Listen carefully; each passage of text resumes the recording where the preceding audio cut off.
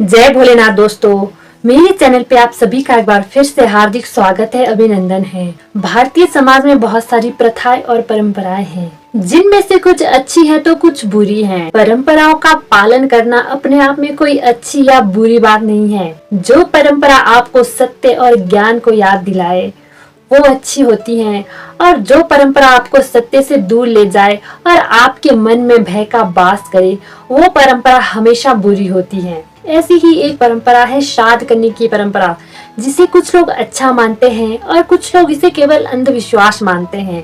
तो आइए इसके बारे में कुछ जानने का प्रयास करते हैं। श्राद्ध का अर्थ होता है कि साल के कुछ दिन श्रद्धा पूर्वक अपने पितरों यानी कि पूर्वजों को याद करना, और पूर्वजों को याद करने में कोई बुराई नहीं है। बुराई तब पैदा होती है जब हम इन श्राद्धों का बुरा अर्थ लेते हैं, जिसके कारण की अंधविश्वास पैदा होता है। श्राद्ध एक प्रकार का अलार्म मानिए आप, जो हमें ये याद दिलाता है कि इस संसार में हमने जो कुछ चाहा है और हम इस संसार में जो कुछ खुद को समझ रहे हैं वो एक दिन मिट जाना है। हमारा ये शरीर भी मिट जाएगा, जैसे कि हमारे किसी परिवार के प्रिय का शरीर मिट गया है। सबके घर में किसी न किसी की डेथ जरूर हुई होती है। तो ये श्राद्ध हमें यही याद दिलाते हैं कि जैसे हमारा कोई प्रिय चला गया है यहाँ से, उसका ये शरीर मिट गया है, उसी तरह एक दिन मैं भी मिट जाऊंगा। पर उस मिटने से पहले मुझे कुछ ऐसा चाहना है जो कभी नष्ट नहीं होता है। भले ही इस शरीर की भी मृत्यु हो जाए, पर वो चीज नष्ट नहीं होती है। हमें कुछ ऐसा चाहना है, इसी की ही याद दिलाने के लिए श्राद्ध बनाए गए हैं।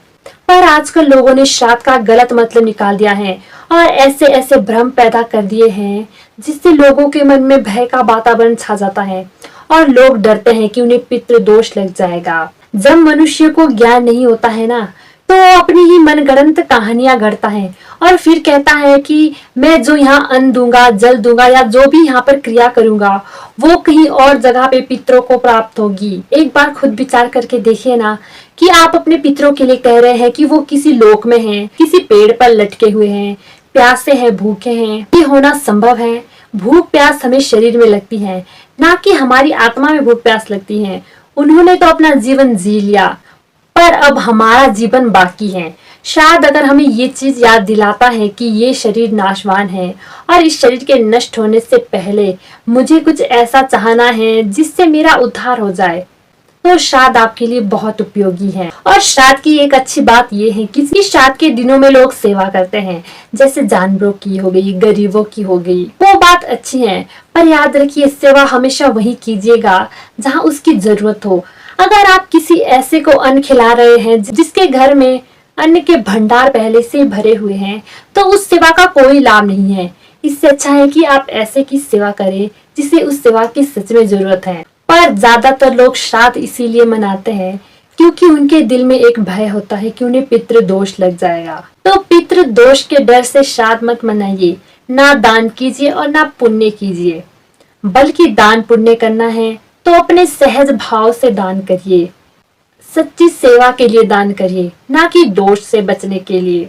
और एक बात बताऊं आपको, जो भगवान के भक्त होते हैं ना, उन्हें कोई भी दोष नहीं लगता है, क्योंकि भगवान सबसे बड़े होते हैं।